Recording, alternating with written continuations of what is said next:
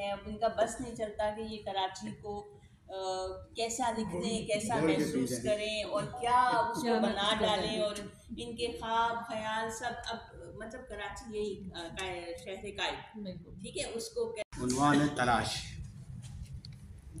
तो अब शुरू किया जाए। जी जी। गाड़ी पक्की सड़क से उतरकर कंकरों पर चलती हुई एक जानिब रुक गई। ये है मोहनजोदड़ो, टैक्सी ड्राइवर ने आगाह किया।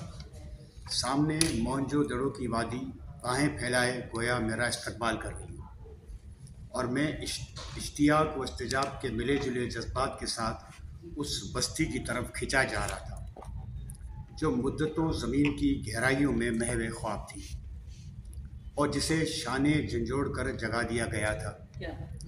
मैं इस बस्ती के घरों, गलियों और टीलों को अबूर करता हुआ जब काफ़ी अंदर तक पहुंच चुका तो यकायक मुझ पर मुनकशिफ हुआ कि शाम अंधेरे में अब ढल रही है, करना पड़े। तुम चलोगे मेरे साथ? हेवले से सवाल किया मैंने। नहीं, मैं नहीं चल सकता तुम्हारे साथ, मैं यहाँ से, इस जगह से दूर नहीं हो सकता, दो टोक जवाब दे दिया उसने। मेरा तजस्सुस बढ़ने लगा। और क्यों आखिर तुम यहाँ से हट नहीं सकते? मैंने उससे सवाल कर ही लिया। इसको किसी एक पहलू को मुतय्यन नहीं किया जा सकता। इसमें मसलन अगर मुख्तलिफ लोग हैं तो इस अफसाने को मुख्तलिफ तरह से देखेंगे, यानी कोई एक पहलू होता है ना, बेसिक थीम एक होता है, तो मुख्तलिफ लोग इसको अपने तरीके से और मुख्तलिफ तरीके से देखेंगे। इस लिहाज से इसको जो है हम कहेंगे कि ये एक ऐसा अफसाना है जिसमें डायमेंशंस हैं। तो ये एक रूहानी मोहब्बत की कहानी है थीम वाइज। तो रूहानी मोहब्बत कहीं भी हो सकती है, अच्छा जाहिर है वो दुनिया का हिस्सा है, लेकिन उसके लिए मोहनजोदड़ो ही क्यों उस मोहब्बत के लिए। तो जब हम आप इसे मोहनजोदड़ो से कनेक्ट करते हैं तो ये कहानी खुद ब खुद जो है उस शहर की क़दामत से जाकर जुड़ जाती है। तो इसमें चार चांद लग गए हैं। उर्दू ज़बान का दिलचस्प हिस्सा उसके मुहावरे हैं।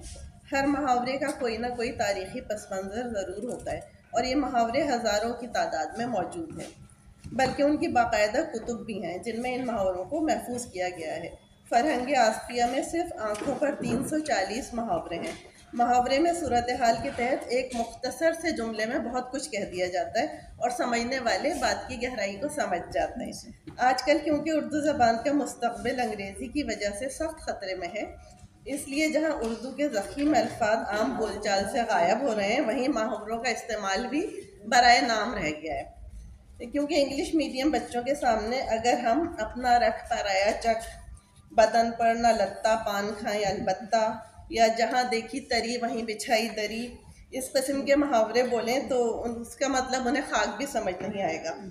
मुहक्कीन ने उर्दू ज़बान पर काफ़ी तहक़ीक़ की है और हज़ारों की तादाद में तहक़ीक़ी मक़ालात मौजूद हैं। मुहावरे तो खासी वसी व बलीग़ किस्म की चीज़ हैं, इन पर बात करना मुझ जैसे कम इल्मों के बस की बात भी नहीं।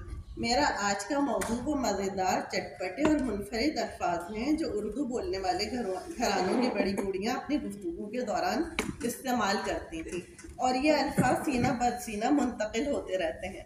इनमें से कुछ लफ्ज़ तो ऐसे भी हैं जो उर्दू लुग़त में भी कहीं नहीं मिलेंगे, लेकिन ये कहना बेजा ना होगा कि ये वो आखिरी नस्ल है जो ये मज़ेदार और चटपटे अल्फाज बोल रही है। और खड़े रहने से हलक में जैसे कांटे से उगाए थे, पसीना धार की सूरत में बह रहा था। मैंने दूर सड़क पर नज़र जमाई, लेकिन मेरी रूट की बस का कहीं नामो निशान तक नहीं था। बस स्टॉप पर रश भी काफ़ी था, कोई बेंच भी खाली नहीं थी। एक दरख्त था जिसके नीचे 3-4 ख़वातीन खड़ी थीं धूप की शिद्दत से बचने के लिए। मैंने अपने चेहरे और सर को हाथ से पकड़ी फाइल से ढांप रखा था, लेकिन जून की चलचलाती धूप का मुकाबला भला ये फाइल क्या करती। पता नहीं ये कमबख्त बस कब आएगी। मैं मुँह ही मुँह में बड़बड़ाया। क्या करूं? मैंने कलाई में पहनी घड़ी में वक्त देखा, 3:30 बज रहे थे। भूख भी बहुत ज़ोरों की लगी हुई थी। सुबह जल्दी में ढंग से नाश्ता भी नहीं कर पाया था। कॉलेज कैंटीन में कुछ खाने की मुझे आदत भी नहीं थी। दूसरे अब सेहत के मसाइल भी सर उठाने लगे थे। कुछ भी उल्टा सीधा खा लूँ तो पेट खराब हो जाता है, इसलिए एहतियात से काम लेना पड़ता था।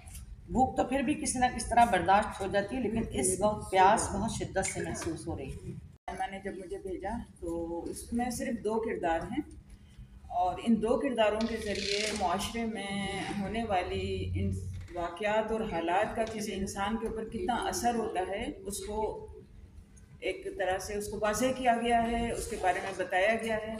अच्छा, पहला किरदार जो है एक मिडिल क्लास आदमी का है जो रोज़ाना अपने काम पे जाता है, वो धूप में ख्वार होता है और बसों के धक्के खाता है, जॉब करता है और उसके कॉलेज के अंदर या जैसे हमारे हालात होते हैं, वाक़यात होते हैं, उसमें कुछ लड़ाई झगड़ा हो गया था कॉलेज के अंदर, तो इसकी वजह से उसकी क्लासेस जल्दी ख़त्म हो गई थी। तो एक प्रॉपर मिडिल क्लास आदमी के हालात हैं जो इसके अंदर इसमें शुरू के अंदर बताए गए हैं।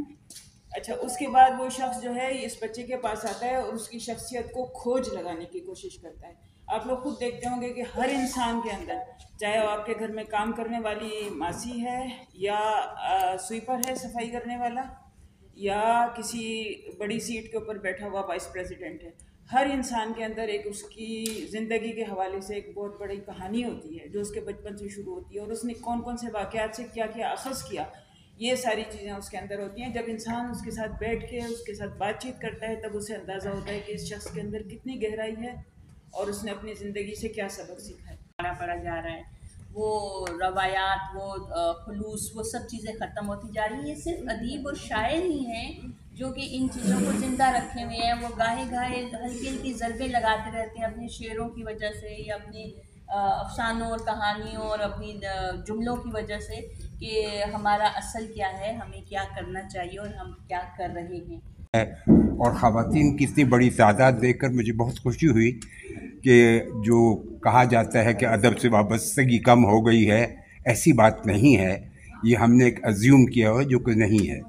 तो सामा की जो बात उसने की, मैं इतना एक पेशकश कर सकता हूँ कि मेरा गरीब खाना हाज़िर है, जब आप करना चाहें तो मेरी तरफ से 20-25 लोग उसमें आ सकते हैं, जितनी तादाद है उतनी मेरे पास जगह है, तो फ्री ऑफ कास्ट मेरी तरफ से ऑफ़र है, अगर साइमा मुनासिब समझे। अगर खुशबू से मेरी मुलाकात ना होती, वैसे तो वो मेरी ज़िंदगी में कोई 4 साल कबल आई थी। खुशबू अपने नाम ही की तरह से हसीन थी, बातें करती तो जी चाहता उसे सुनते जाओ, हंसी तो जैसे कलियां सी मुस्कुरा उठती, जिस्म के साहिर लुधियानवी की कोई दिल आवेज़ नज़्म। सो उसके शायद ऐसा हरगिज़ ना होता अगर मुझे इनकार करना आता। ये इत्तफाक ही रहता अगर खुशबू मेरी ज़िंदगी में ना आई होती, या मैं यूँ कह सकता हूँ कि अगर वो मेरी क्लास से ताल्लुक़ रखती तो यूँ ना होता। मैंने देखा है जिनकी खूबसूरत हैंड राइटिंग होती है वो ज़हीन भी होते हैं, और जो लड़कियाँ खूबसूरत होती हैं वो फ़तीन भी होती हैं। मोहब्बत खूबसूरत लड़कियाँ ही तो करती हैं, या अक्सर लोग उनसे ही मोहब्बत करते हैं। करूँगी उनकी मोहब्बतों का, उनकी अदब दोस्त होने का, उनकी तहज़ीब व तमद्दुन का, कि वो सबके साथ बड़ी इज़्ज़त से पेश आती हैं और हौसला बढ़ाती हैं लिखने वालों का, और ऐसी तक़रीबात का इनेकाद करती हैं कि जो तादीर याद रहती है, जो जिसके अंदर कोई तासुब नहीं होता, नफ़रत नहीं होती, गुस्सा नहीं होता, हर किसी को बात तहम्मुल से सुनती है, बहुत बड़ी बात होती है। हाँ, अदब बहुत बड़ी बात होती है कि आप अदीबों को बुलाती हैं। और इससे पहले जब से ये चाक फिक्शन फोरम शुरू हुआ है, उससे कबल अफसाने की नशिस्तें सबको मालूम है नहीं होती थी। ये बड़े पैमाने पे इन्होंने नशिस्तें की और सब जो कुछ उन्होंने इंतज़ामात किए, इतने आसान इंतज़ामात करना भी नहीं होते, इस बात से सब वाकिफ़ हैं। आप करके देखिए कोई तकरीब, दिमाग ख़राब हो जाएगा। ये बड़े कायदाना सलाहियतें सब में नहीं होती, और ये झूठ नहीं है, सबको सब जानते हैं इस बात को, तसन्नो नहीं है, बनावट नहीं है, हकीकी बात है कि ये बहुत मेहनत के साथ शामों का इनेकाद करती हैं अफसाने की। फिर बाकायदा कॉन्फ्रेंस, चाक कॉन्फ्रेंस करना भी आसान नहीं है भाई। आप छोटी सी तकरीब में आपका दिमाग ख़राब हो जाएगा, लेकिन ये लगी रहती हैं और माशाअल्लाह बड़ी फ्रेश नज़र आती हैं। गुफ्तगू बहुत अच्छी होती है, नबी तुली, और बहुत अच्छी, चूँकि ज़ाहिर है ये खुद अफसाना निगार है। एक अफसाना निगार अच्छी तरह जानता है गुफ्तगू करना भी, और माहौल को भी समझता है बहुत अच्छी तरह, और लोगों को किस तरह में पेश आना चाहिए कैसे वो सब समझता है। एक अफसाना निगार चूँकि वो दुनिया को, माहौल को देख रहा होता है, उससे सीखा होता है। तो अफसाना निगार भी है ब्रॉडकास्ट जुमलों में ना, पहले आप लोग सुन चुके हैं, अपनी राय भी मैं दे दूँगी क्योंकि मेरी राय क्या थी। लेकिन ये तकरीब एक हद तक भी काफ़ी हद तक कामयाब थी। कामयाब तरीन तकरीब थी। सबसे पहले हमने खाका सुना था, मैंने नाम लिखे चूँकि मैं सबसे वाकिफ़ नहीं थी, मैं तो चेहरों से भी वाकिफ़ नहीं थी, नाम से भी वाकिफ़ नहीं थी। हर अपना अपना जो माहौल होता है उसी हिसाब से हमारे दोस्त अहबाब भी होते हैं ना। आपका बहुत शुक्रिया कि आप लोग आए, आप लोगों ने प्रोग्राम को खूबसूरत बनाया, कामयाब बनाया, कहीं मुस्कुराहटों के साथ, कहीं जुमलों के साथ, कहीं अपनी तहरीर के साथ। और सब लोगों का बहुत शुक्रिया। मुझे उम्मीद है कि आप लोगों का साथ हमेशा मेरे साथ रहेगा। अगले माह कॉन्फ्रेंस आ रही है, तो ये एक वार्म अप था।